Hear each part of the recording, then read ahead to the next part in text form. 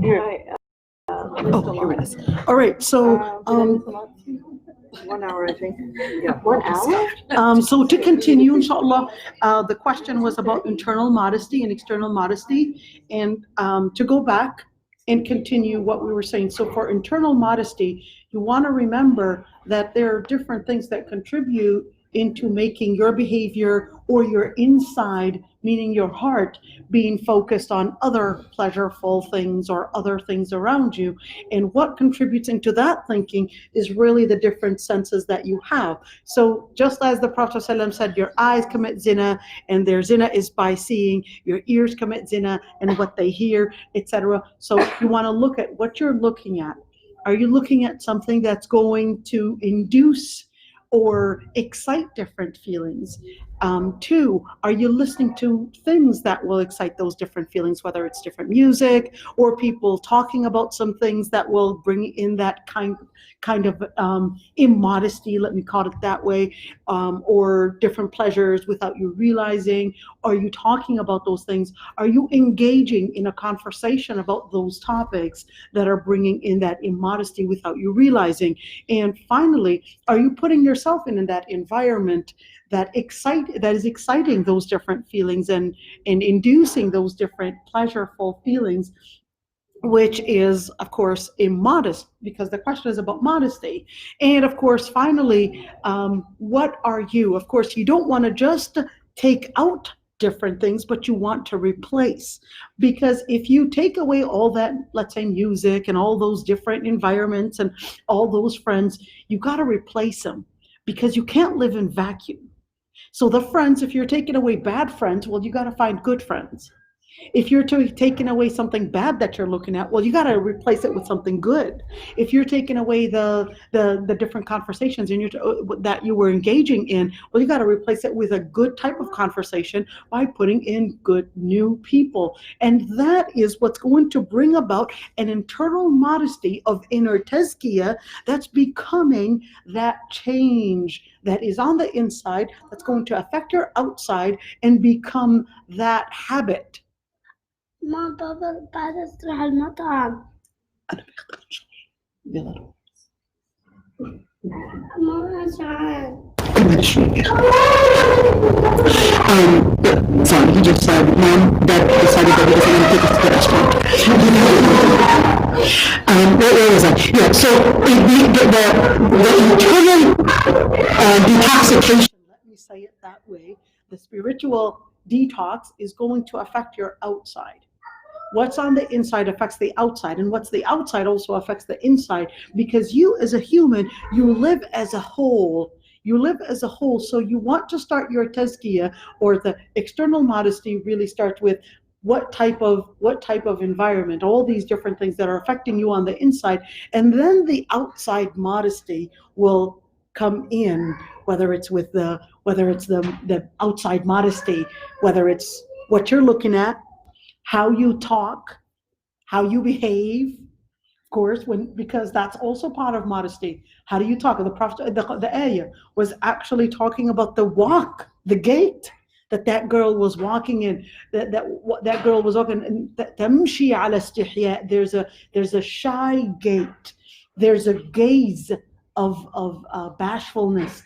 There's a way of talking. There's an adab. There are general adab in the way you talk, the way you look at things, what you're looking at, the group of people that are around you, all that, regardless of whether guys were around or no guys were around. In fact, the ayah was even talking about even the voice, and says فَلَا تَخْضَعْنَ بِالْقَوْلِ فَيَطْمَعُ الَّذِي فِي قَلْبِهِ مَرَضٌ. And don't be lenient with your voices, because even lenience with the voice is a sign of immodesty. So when we're talking about modesty, we're not just talking about, just put on the hijab. No, we're talking about behavioral. We're talking about inside. We're talking about behavioral. And then finally, what tops it is really the clothing. But all that is really putting yourself in an environment of detoxification, in where you're bringing in that tazkiyah on the inside and on the outside. Another question that we actually got was about, it's a totally different topic, but that's the question that we got, was really about the jinn. It's a totally different world. Jinn and Ruqya. I'm going to put the jinn and Ruqya together because this is a very big issue. Believe it or not, but I think I get more Ruqya questions than any other question. And most of the times people actually contact me for Ruqya than actually contact for other major issues.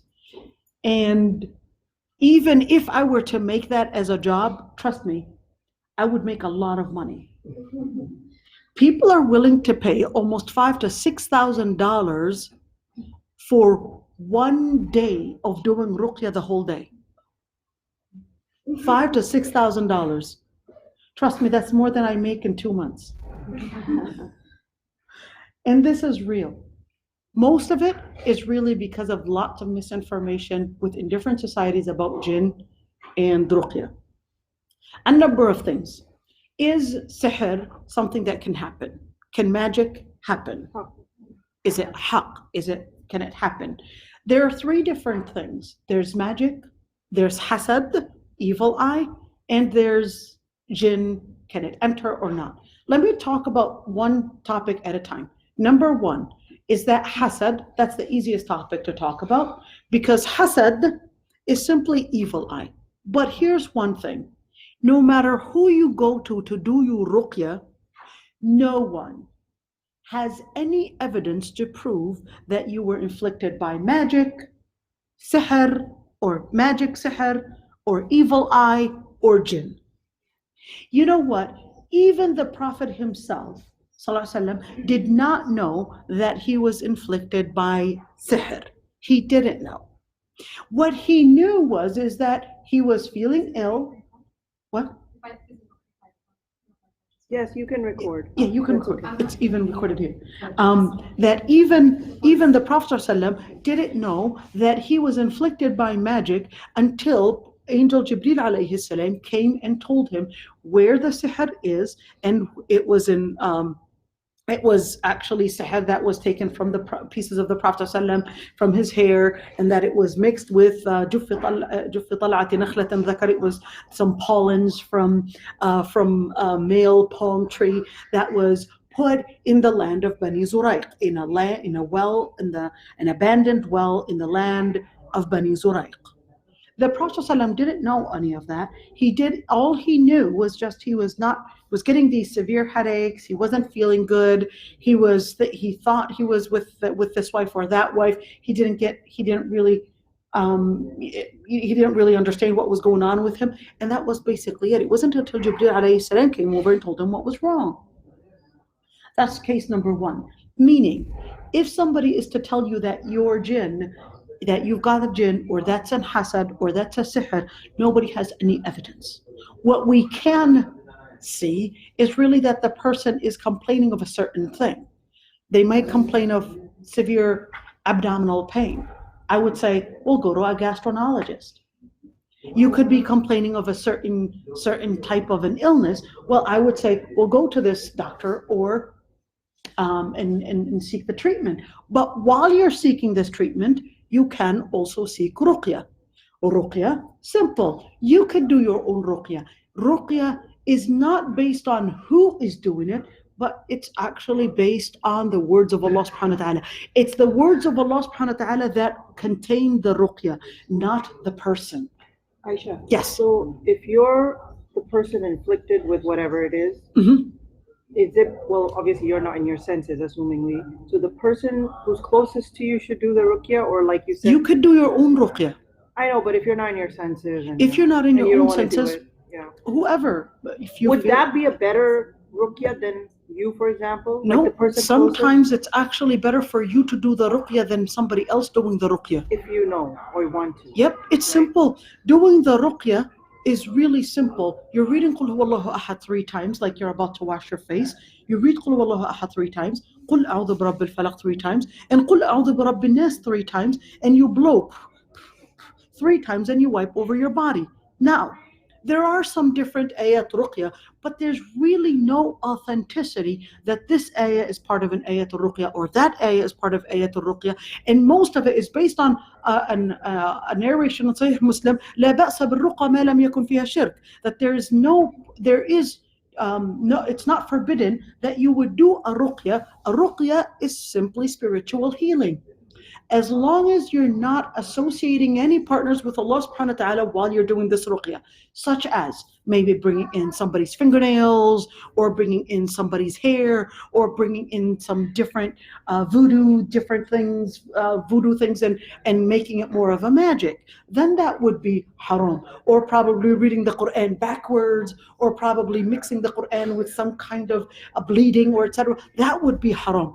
But generally, you could do your own ruqya and you can actually put on a recording that contains the ruqya. You can blow on water. You can blow on water. You can blow on different foods if you want, and eat it. Does it have to be in a certain condition, or you can do it like you can do it in any moment? In fact, it's actually the sunnah to do ruqya every single day on yourself and on your children. It's actually sunnah that you actually do on your children. That's what I wanted to know. Yep. Because, Yep. You don't necessarily have to be inflicted with any kind of a pain to do ruqya. You could do ruqya at all times. Now, the other thing is that when we talk about hasad, there is another ruqya for hasad that doesn't involve Quran, which is actually narrated in the hadith in Sahih al-Bukhari, where one of the Sahaba was showering, but of course his lower part was covered, and then the another Sahabi just saw that he had a very magnificent, nice body, and then he got sick instantly. So the Prophet ﷺ said, who harmed that man with an evil eye? And they said the Sahabi's name. Yep, they said the Sahabi's name. So the Prophet ﷺ said, Muruhu falyaghsil. Order him to actually wash, in other words, make wudu, and bring that wudu that they used and pour it on him. Scholars had different opinions, whether it's pouring it on the shoulders or whether it's pouring it on the waist. Who took the shower? The one who did the one who did the evil eye, and they would do wudu. You would take that wudu water and pour it over the person that was inflicted with evil eye. Pour it over the shoulders. Of course, the wudu, it doesn't have to be sniffing and doesn't have to be, of course, all over. Yeah, just simple wudu. And simple wudu, wash hands, face, head, and feet. That's basically it. And use that water and pour it over them. So this is for the evil eye. But when we look at sihr is different, because sihr involves an actual thing. An actual thing that was taken from you, an actual thing. In order to do sihr, they would have to have something from you. Sihr involves jinn. Jinn are the ones that actually do the black magic on you. Note, not all scholars agree that that is the definition of sihr, magic. Some scholars said that no, this is impossible. I'm saying this just because we've got different people that are confused about sihr. Other scholars said that no, that type of magic that involves without interaction with the person himself, meaning the black magic, spells and taking something from your hair and remotely harming you in some way. This is one definition of different scholars that said that that's the magic that was mentioned in the Quran. In Surah Al-Baqarah, when it talks about وَمَا يَعَلِّمَانِ مِنْ أَحَدٍ حَتَّى يَقُولَا إِنَّمَا نَحْنُ فِتْنَةٌ فَلَا تَكْفُرْ, where this is talking about Prophet Sulaiman alayhi salam, and that there was Harut and Marut. They were teaching the magic and teaching them what not to do, and they understood it, or they misused that information and started doing magic. This is one interpretation.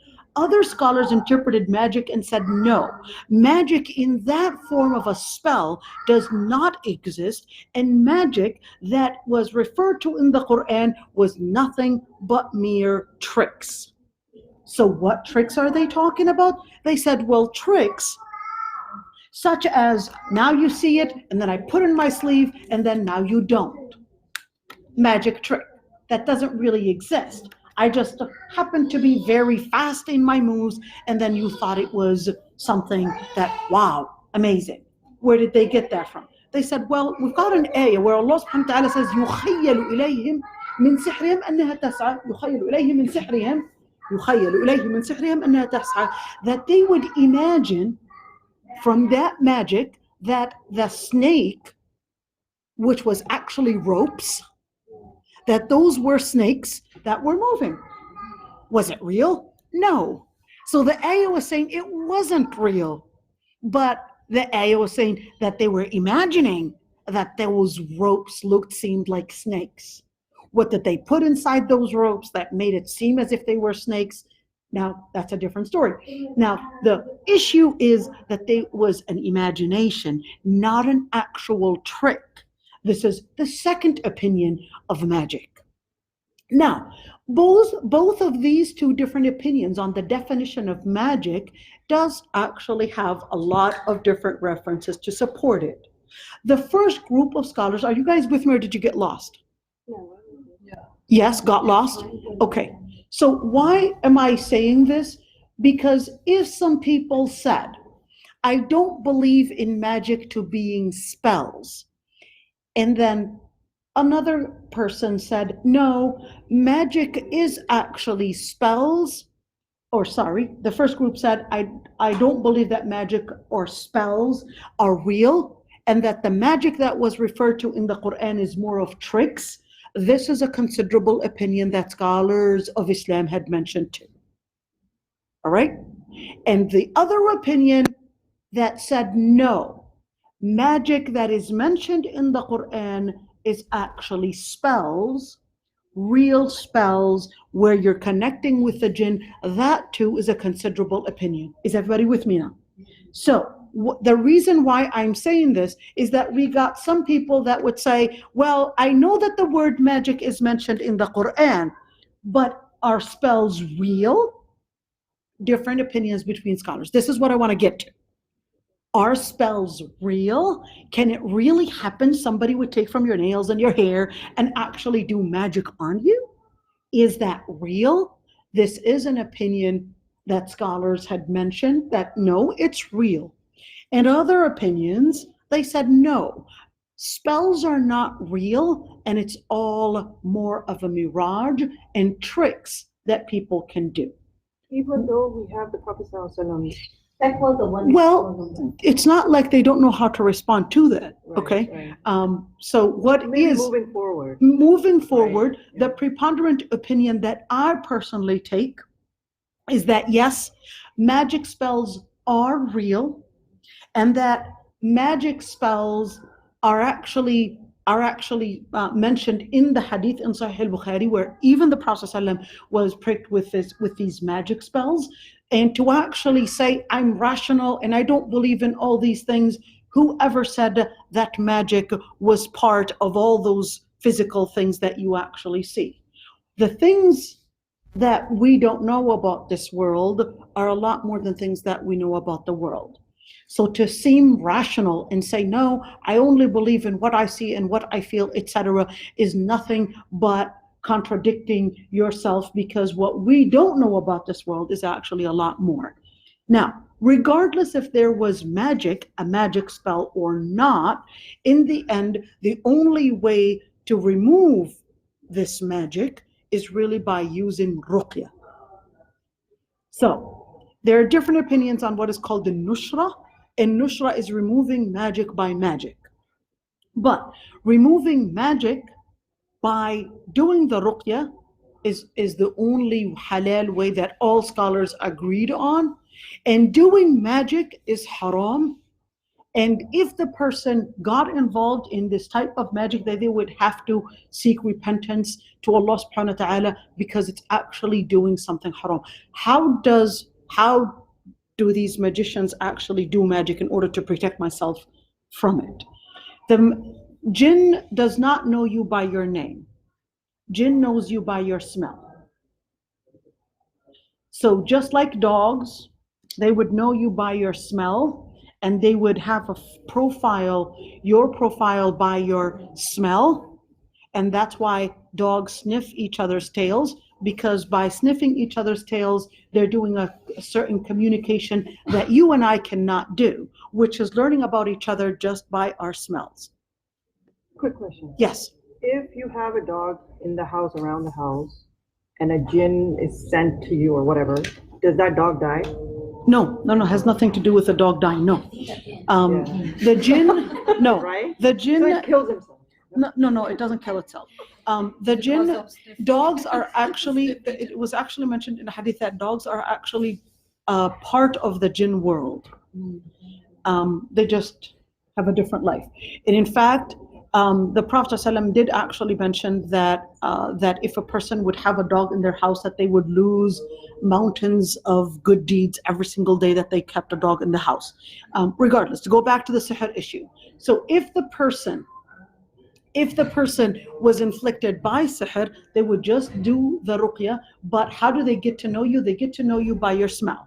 So your smell, maybe your clothes that you used to wear that contains your smell, maybe pieces of your hair, pieces of your fingernails, things that belong to you that may have had your smell, etc. And that's how they would do the sihr on you. So you just want to be careful how. What was that? The period tag? The period, yeah. The blood from there? Yep, Yeah. that is also used for inflicting magic as well. And I'll tell you, it's really strange. I've actually had people that are extremely educated and that came to me for these things, and I've had non-Muslims too. I've had non-Muslim non-Muslims. Ruqya from you? Yes. Oh. I've had non-Muslims, Hindu, African-American non-Muslims. I've had people from various backgrounds that actually came for Did they Ruqya. become Muslim after? Some of them did and some of them did not. No, this is real. Oh yeah, I'll tell you, no, I've had people that came for Ruqya from different backgrounds, some Muslim and not Muslim, so it's not just Muslim. No, I just want to know, you were saying a sentence that you should be careful about. Well, you should be careful about, where you put the things that relate to you. Yes. That's basically it. So Now- don't do just clothing and stuff like that. Well, yeah, of What do you course, mean? of course, especially if you fear that, if you are always obsessed, oh, maybe I've got a sihr or something like My that. grandmother used to believe that someone did magic on her or whatever. So after she recovered from the magic, she used to always bury her hair from her comb and her nails. That's actually the sunnah. Yeah, in the earth, Mhm. because she went through some whatever. And so I think that's what it means. It's actually the sunnah. If something is separated from your body, from you, that you actually bury it, whether we're talking about hair, I know, nails. it's kind of typical here. But in places like hot places, where there's a lot of desert and it's easily doable, they do a lot with their personal hygiene stuff too, like the period thingies and all that stuff, because of the blood aspect of it. Right. Yeah. Well, Yeah. don't get too obsessed with it. No, But I'm not generally, obsessed at all with yeah. it. I'm just Now saying, let's go for That's issue the number problem. You 3. should look on yourself and children Yes. every day. Yes. In Yes. the morning, you should be Yep. doing enough. Yes. Yep. Here's issue number 3, which is exorcism. This is a very big topic, and people, I'll tell you, it's more in certain communities than others, and it becomes the issue where from talking about it, where it becomes that obsession to the point of possession, where people just become so obsessed with this topic that they literally would become possessed with it. Literally become possessed with the topic, that it becomes something that they're afraid to do. Now, one thing to mention is that scholars had different opinions on whether possession can happen or not. And the reason why they had differences of opinions was really because the same exact evidences can contain different ways of interpretation. So the same exact wording, they use the same exact wording, so such as an ayah saying that the person that does riba or takes riba, that they they said, well, here's the ayah that says that those that take riba, they are so happy about that that money multiplying, that they would rise as if they were pricked by shaitan. So, as if they were pricked by shaitan. I just want to give you an example of how the same exact verse can be interpreted in two different ways.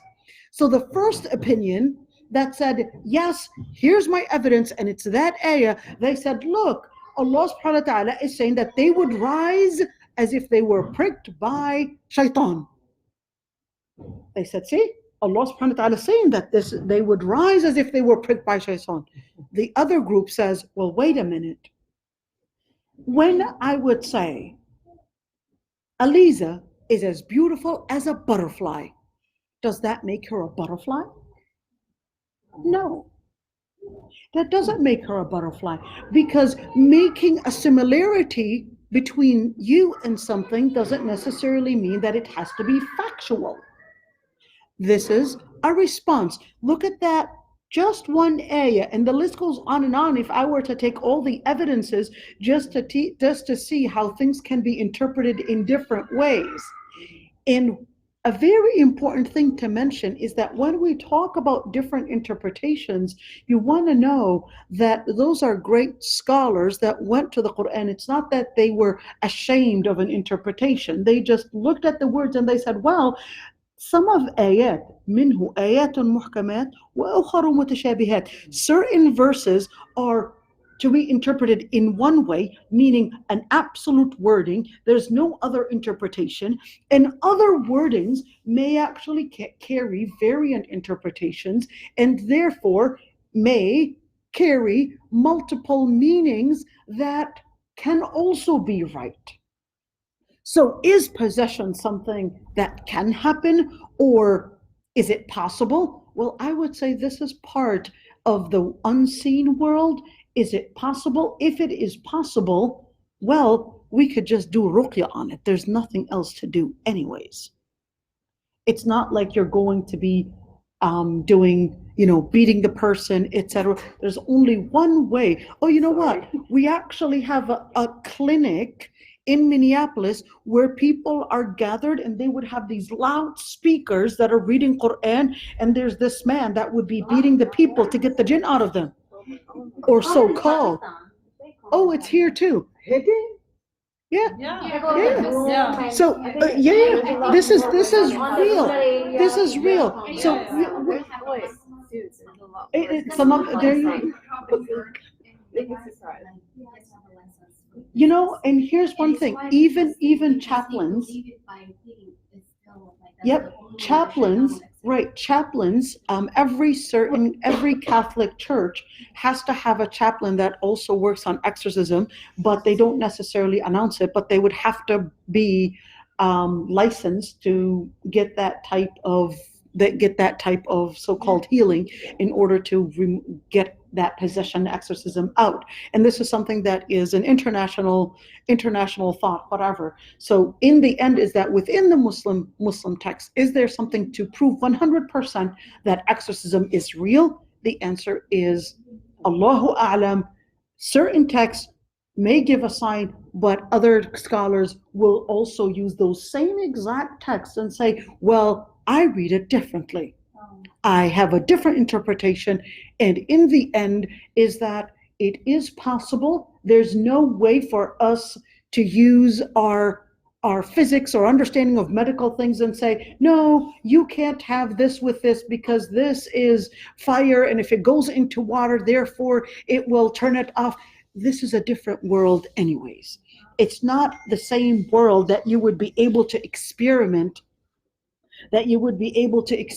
and say, here's my evidence and let me use this. It's a totally different world. To use the type of the science and understanding the world around you and using the same method really makes no sense, because anyways it's outside of our own research and our own experiment.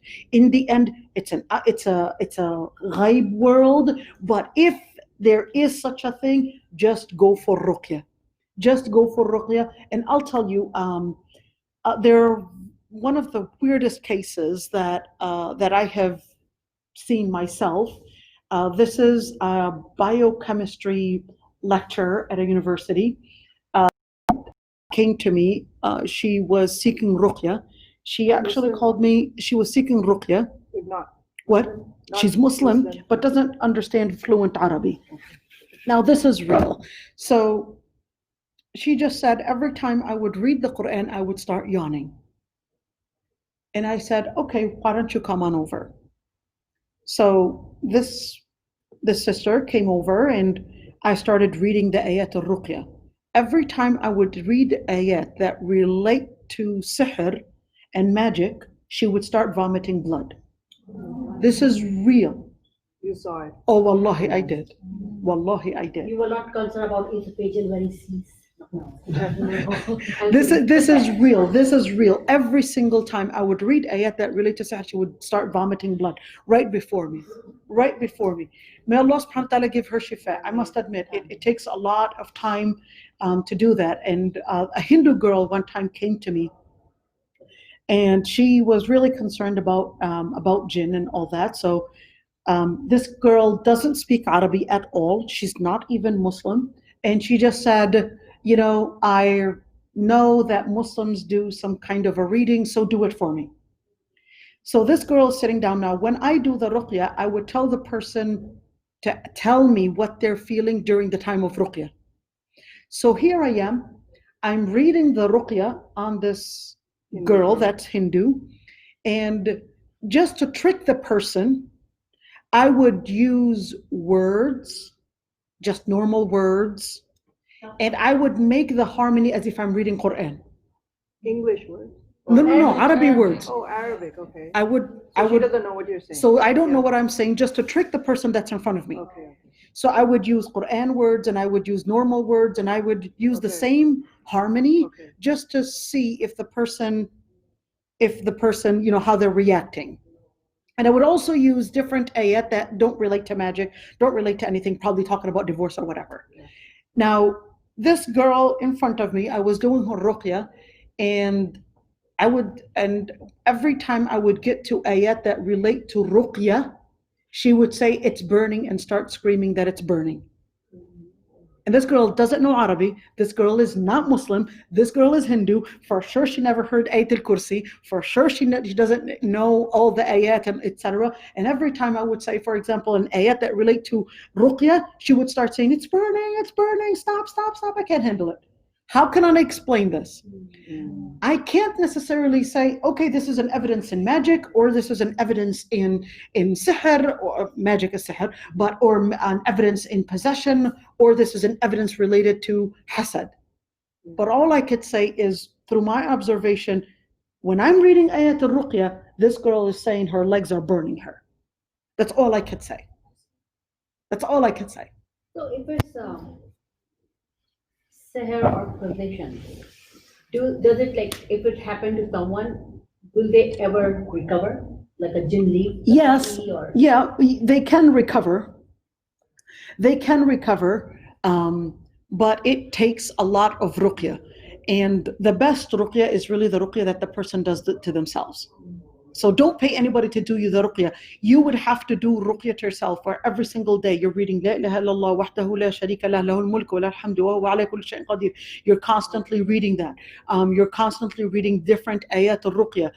Eventually the person may vomit something that contains some kind of a magic, but it takes many months and many days just to read those ayat al-ruqya, and sometimes it takes long hours, and the person in front of you will actually sometimes be as if they're having a seizure on the ground, or may actually start vomiting, or may actually start feeling they're so exhausted. So it depends on the case in front of you. It's not always the same, but it takes a lot of hours and it takes a lot of time. So, but we can't necessarily say, yes, this is a possession or this is magic. I don't know. All I could say is that this person is saying that it's burning them when I'm reading these ayat. That's all I could say. Oh, go ahead. I want to ask, like, you said the ayat of Ruqya is only the Qul No, there are other ayat that you can use. And last on both ayat. So which ayat those are? The different ayat al-Ruqya,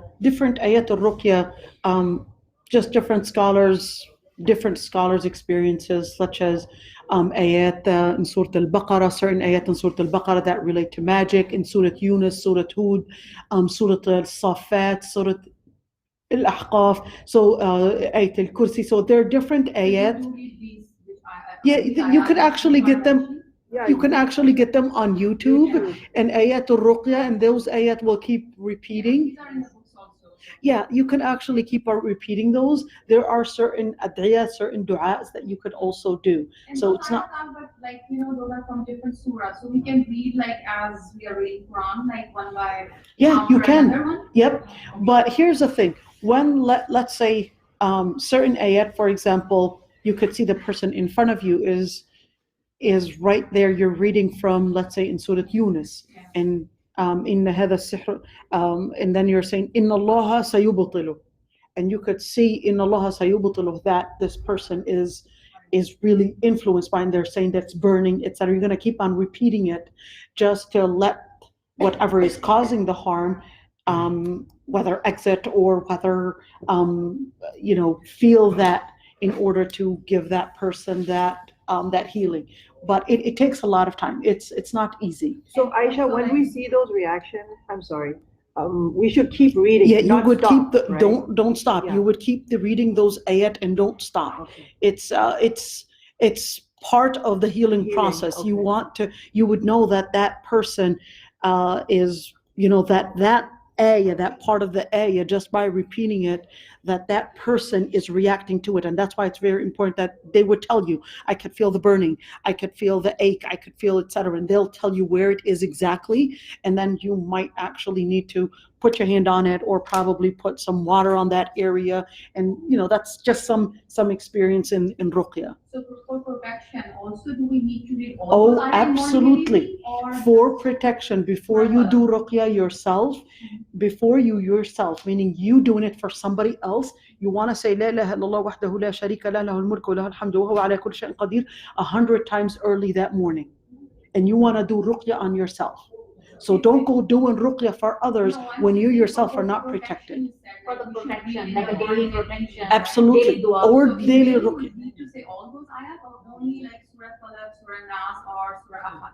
Like before sleep, what's just the shortest thing to do before? The shortest thing to do, As a protection. قل هو الله أحد 3 times, قل أعوذ برب الفلق 3 times, قل أعوذ برب الناس 3 times, blow 3 times, and wipe over your face. These Some are also also mentioned Ayatul Kursi and last two surahs of Ayatul Surah Baqarah. There's, Yeah, they No, are but like these are the morning, evening duas. Yeah, Yep. they are Part of morning that, and evening dua. So Yep. if you make So that- just to clarify the issue, just wanted to comment on the issue of jinn and Can I Ruqya. quickly Do ask it a yourself. question? Yeah, go ahead. Because istikhara is kind of related to the dreaming. Can Istikhara. I quickly just ask? It's Yeah. a question from Mhm. someone I know. She said that she did istikhara twice, got married twice, and divorced twice. Yeah, and so she was wondering like how the istikhara worked and what should she feel and if she should get married again. Number one is that istikhara is a dua. Istikhara does not mean that if you do the istikhara that things are going to turn out necessarily as flowery as you would necessarily want it to be. Istikhara is a dua, and you could actually see it even from the words of istikhara. Allahumma inni astakhiruka bi'ilmik wa astaqdiruka biqudratik wa as'aluka min fadlika al-azim fa anta ta'lam wa la a'lam wa anta 'allamu al-ghuyub. Allahumma in kunta ta'lam anna hadha al-amra khayrun li fi dini wa ma'ashi wa 'aqibata amri faqdirhu li wa in kunta ta'lam anna hadha al-amra sharrun li fi dini wa ma'ashi وعاقبة أمري فاصرفه عني واصرفني عنه واقدر لي الخير حيث كان ثم ارضني به. This is a dua. Let me translate it in English.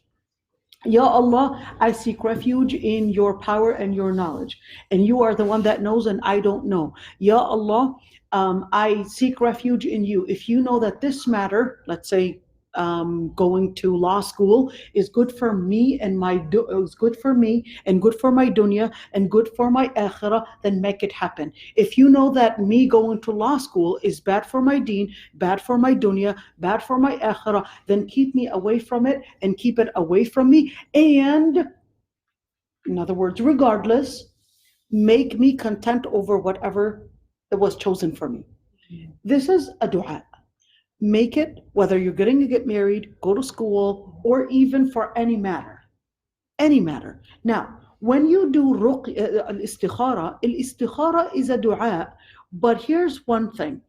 She said that the lady said she got married twice. She did the istikhara and got divorced twice. The istikhara doesn't necessarily mean that everything is going to be as you thought would be the good outcome. So a person can do istikhara and get divorced. Your narrow vision is telling you that this is nothing but evil. But you don't know. Remember, Prophet Yusuf alayhi salam only saw that he was thrown in the well. But he didn't realize that in order to become that treasurer of Egypt, he needed to be thrown in the well. You see it? That was the path to get to Egypt. And for the sister that was asking about depression, same thing. You might be thrown in the well because that's the path to get to the highest position. So don't necessarily think, oh, she got divorced, therefore, no, that means the istikhara didn't work. She might have needed to go through different divorces in different stations in order to go into another higher rank.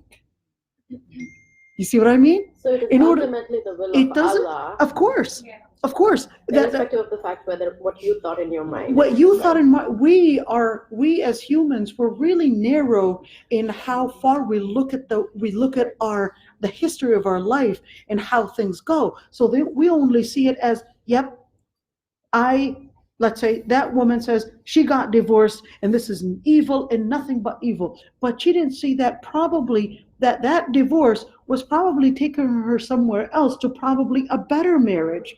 Maybe somebody else was going to hear of this. This is just an example because the probabilities are going to be really something that you can't count.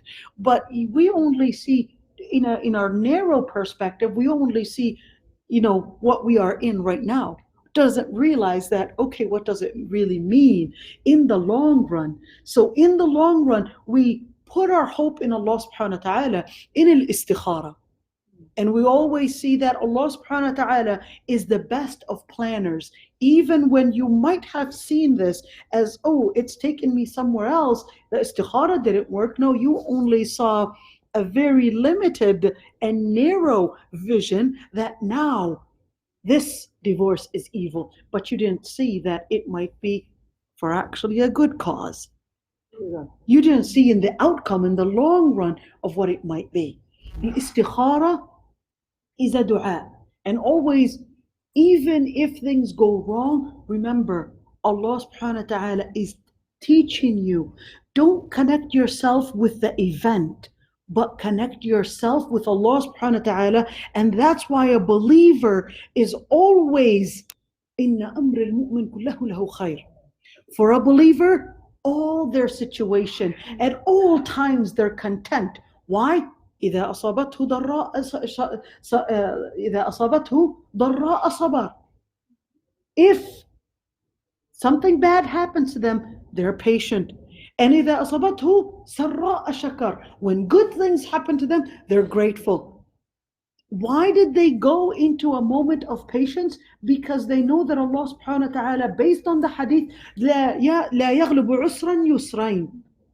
One evil will not overcome two eases. That Allah subhanahu wa ta'ala, in other words, will bring in two eases for every hardship that you go through. But you have to be patient. Allah subhanahu wa ta'ala will give you something in replacement. And Allah subhanahu wa ta'ala will compensate you, but don't rush. Connect yourself with Allah subhanahu wa ta'ala, with the goodness that He has. That's why part of the names of Allah subhanahu wa ta'ala is Al-Barr. Al-Barr meaning the source of goodness. You connect yourself with the source of goodness with Allah subhanahu wa ta'ala. Go ahead. How important is istikhara? Because I hear a lot of people doing istikhara for every little thing that they're about to do.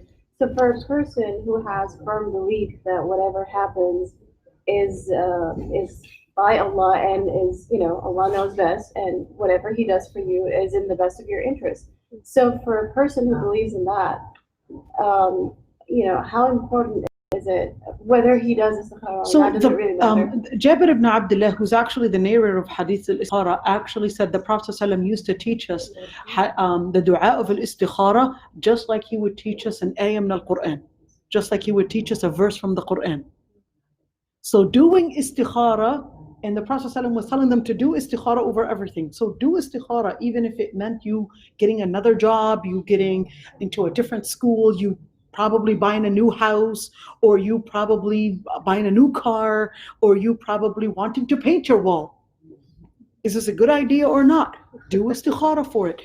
The whole concept is to get you out of self-blaming and to get you into feeling that Allah subhanahu wa ta'ala is actually the best of planners.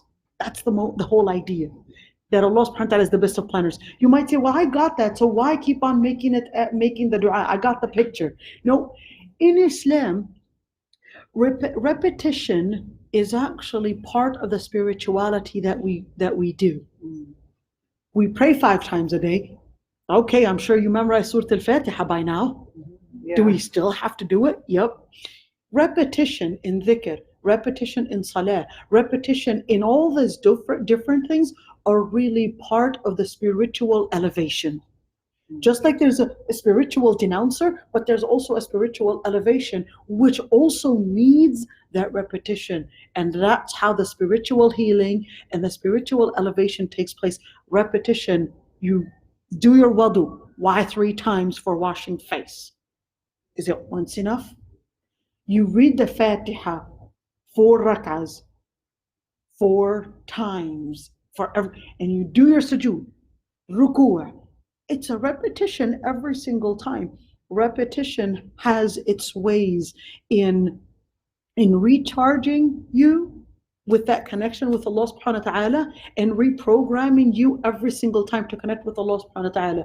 And that repetition is part of a Muslim spirituality in throughout all our life. So doing that and connecting yourself with istikhara is actually part of a dua. A dua is ibadah. A dua is worship. Dua in itself is worship. Don't disconnect yourself from that, because the second you disconnect yourself from that, you're actually disconnecting yourself from what is behind all this world, which is Allah subhanahu wa ta'ala.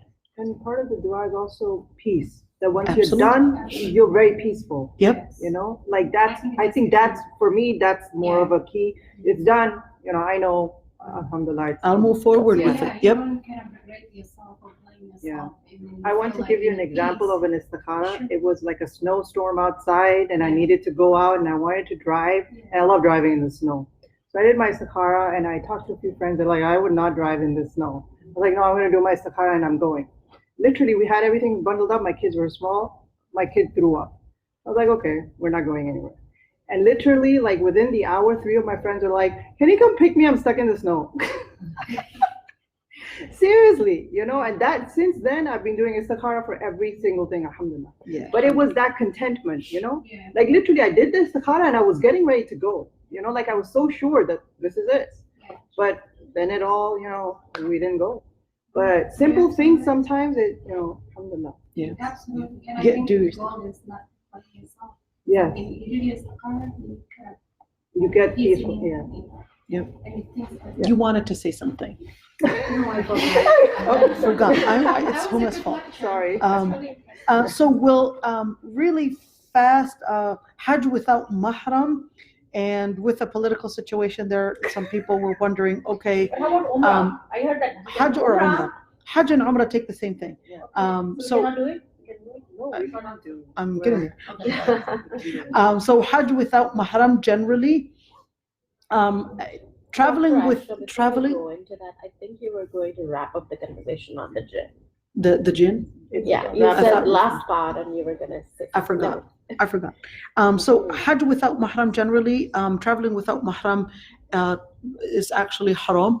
But some scholars had mentioned that if it's going, for example, to do an obligation such as Hajj, and the woman was old enough or had a group of female companions together, whether that was whether that was permissible if it's safe.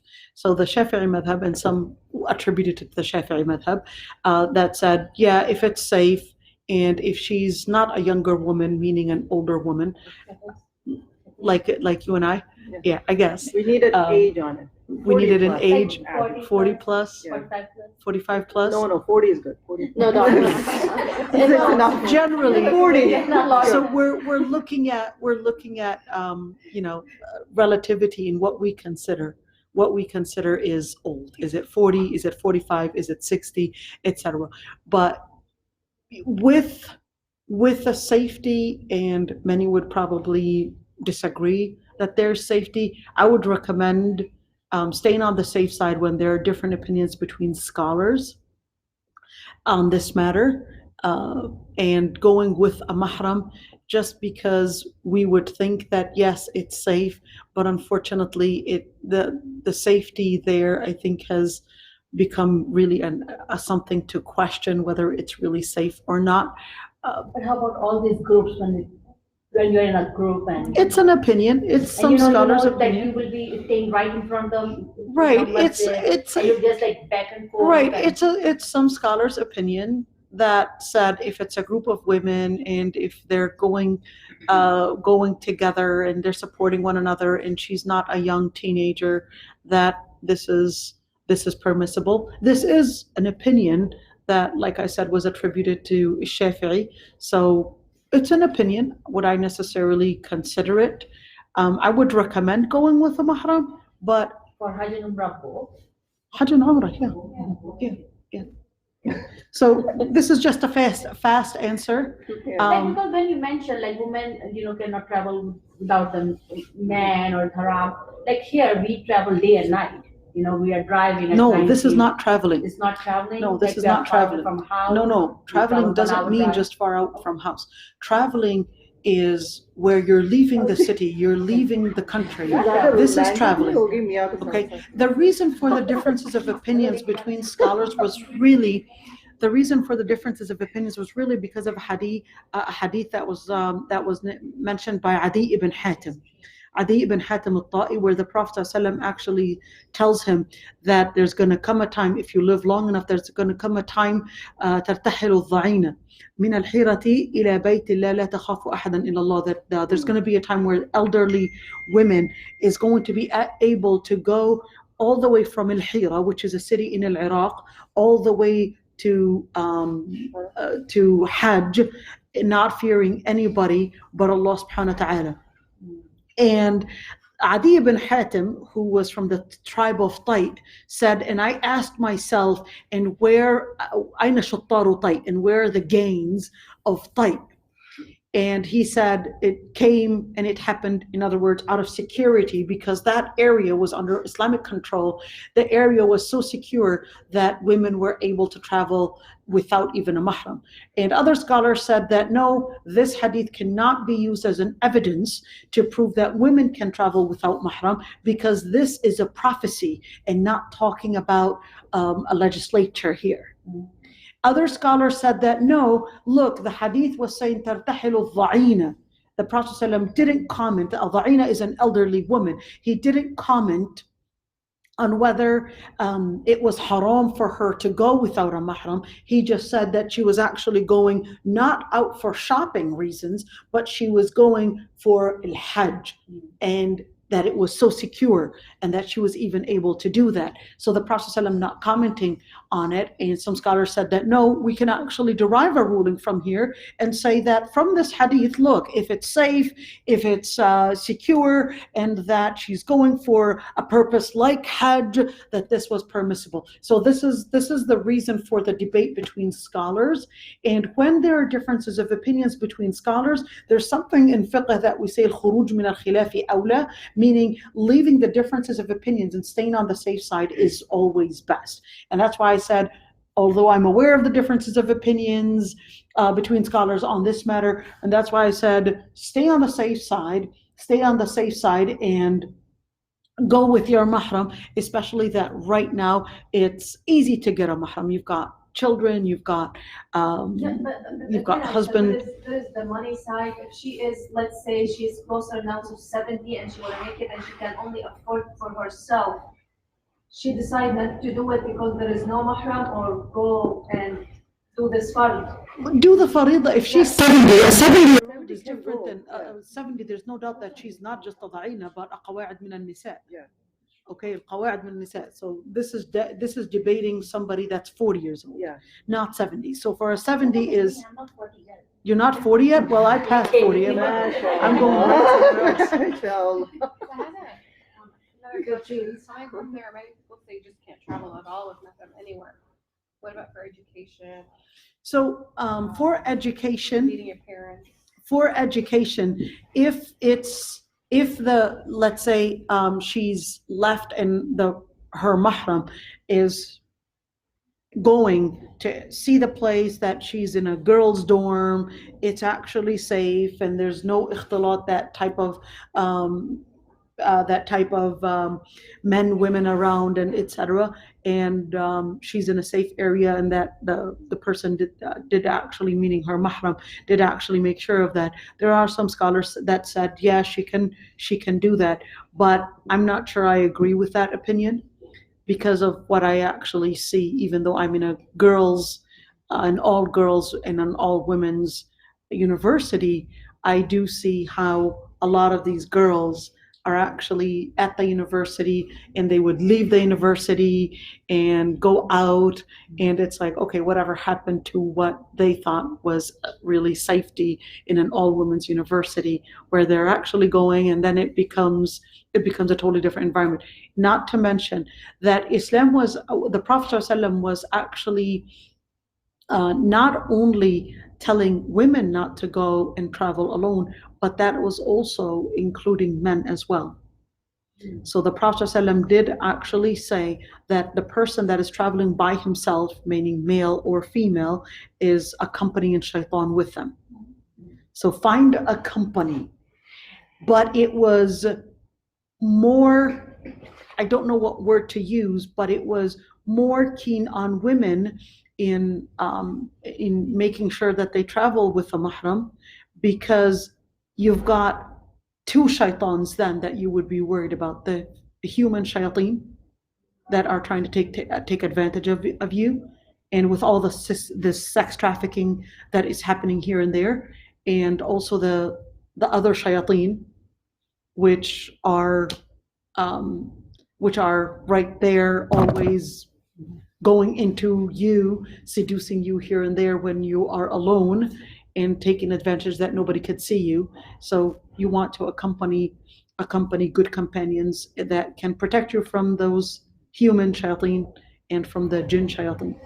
can I quickly ask a question? Yeah, With sure. the kids and the school, they have these overnight trips and stuff for teenagers, so that would come under the same, sorry, the same ruling.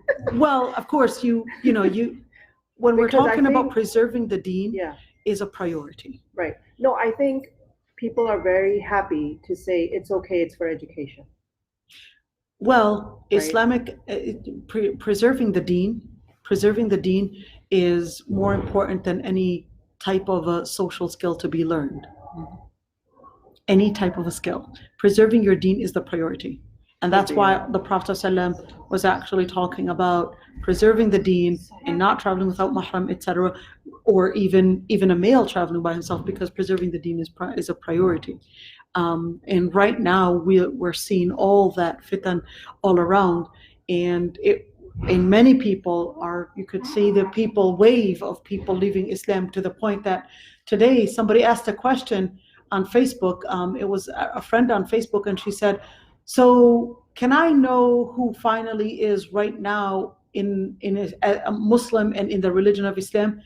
And that was really a sad question to ask, because the wave of people leaving Islam and people interpreting Islam into a different religion, or making Islam become a new type of Islam, has become so common that you really are wondering, like, okay, are they still Muslim? Who's Muslim now and who's not? It really started out with the fitna of leaving Islam little by little and reinterpreting Islam little by little, and without them realizing. Allah subhanahu wa ta'ala mentions in the ayah, فَتَزِلَّ قَدَمٌ بَعْدَ ثُبُوتِهَا. When after all those legs were so steadfast in faith, it was just a slip. They slipped off, but they were really steadfast. But it was a slip that took them way off the religion. And right now we're seeing a wave of leaving the religion. A wave. People leaving their religion entirely. It was just a slip. She was just hanging out with the wrong girls. She was just listening to the wrong music. She just decided to attend a different school. She just went into wanting to study a different field, and it was just a slip.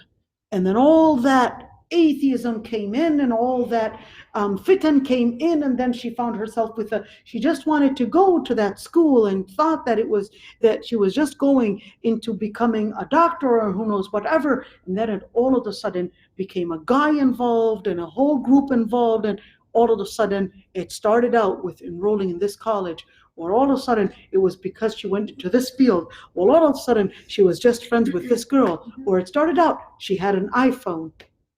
She made a Facebook account. That was the beginning.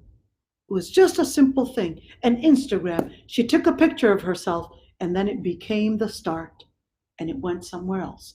Without us realizing, we may think just a photo or just an account, it's not going to hurt much. And then it will take your children or take you somewhere else. Fitna right now has become so slippery that it could be just with a click of a button. So scary, where I'm seeing many people, like today she was Muslim, tomorrow she's all full of all these piercings and totally left Islam. What happened? She was with the niqab yesterday, literally yesterday. I'm not exaggerating here. Yesterday, she was with her hijab and so keen on not showing her face and so keen on not showing anything about her body and so keen about bid'ah and all these different things that you would really be afraid to do anything and be accused of committing a bid'ah. And now this person has gone, the other side, married to a non-Muslim, gave up everything on Islam, and right now talking nothing but ill about Islam. What happened? Wallahi, I've seen this nowhere more than the age that we're in. And it's not just in America. I went to Palestine and I went to Kuwait and I went to Qatar, and I saw the same exact thing where she was this and the second day she's something else. This is the time where the Prophet ﷺ had actually told that there's going to come a time where people will wake up as a Muslim and sleep as a kafir. Sleep as a kafir and wake up as a Muslim with just a little fitna that could take them somewhere else. Go ahead. Sorry. Last question. Yeah, well, it's more of a comment. A lot of what happens, especially with the younger group, is that the way we give them the sihr to them. It's always shaming them. It's always like putting them down. And I noticed, at least growing up in Saudi, the more religious they were, the more aggressive they were. Religious. The more aggressive they were in telling you how you're doing everything wrong. That pushes a lot of people to what they see as leniency and liberalism. Like they feel they can be themselves. Well, I wouldn't necessarily say that the more religious, that they became more aggressive, because nobody was as religious as the Prophet ﷺ. And Allah subhanahu wa ta'ala tells him, وَلَوْ كُنْتَ فَضًّا غَلِيظَ الْقَلْبِ لَانْفَضُّوا مِنْ حَوْلِكَ. If you were harsh and hard-hearted, then people would have left you and people would have went away from you. I would say it's not that the more religious they got, they became harsher. I would say that their wrong interpretation is why they became harsher, because getting into the religion doesn't make you worse. It's supposed to make you better. But if it goes wrong, that means you misinterpreted something.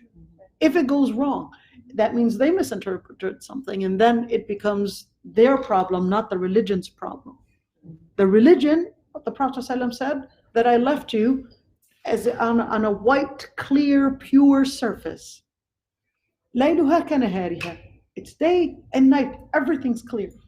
But people may take the extreme and that's something that they would be held accountable for. And I agree with you that at many times people giving da'wah in the wrong way could in fact indeed lead people to the wrong end.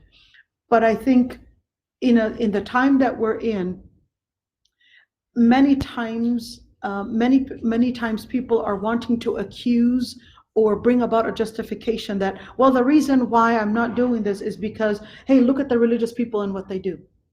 This is what the religious people are doing. See, if this is what religion means, then, and this actually came with the atheist wave. The atheist wave, in order to make themselves seem like, hey, at least we're really transparent with ourselves, we're doing it outwardly. We're not hypocrites. And that's where bringing about all these different things, whether you're talking about Tariq Ramadan, whether you're talking about Nu'man Ali Khan or whatever it is, bringing them out was really nothing, yes, conspiracy. And although they might have committed something, but I think promoting that was really done by many that wanted to promote such a thing in order to say, well, this is what this is what the religion promotes. It's nothing but hypocrisy.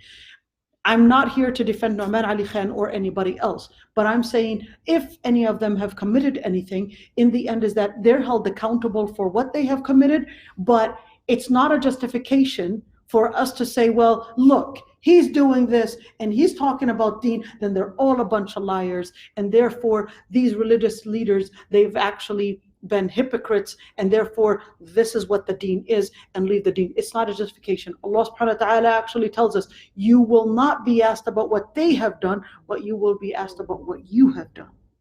So it's not a justification. If somebody goes wrong, and this is always something that we have to keep in mind, if you can't find the role model to replicate, to take as an example, to imitate, you be the example and the role model that you wish to see. You be the role model that you wish to see. Because at the end of the day, we're all human.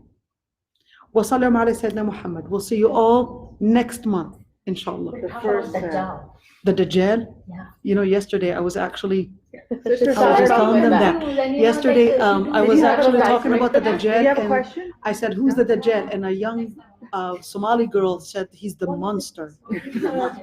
No, I just have a quick question. So nowadays, because of the namaz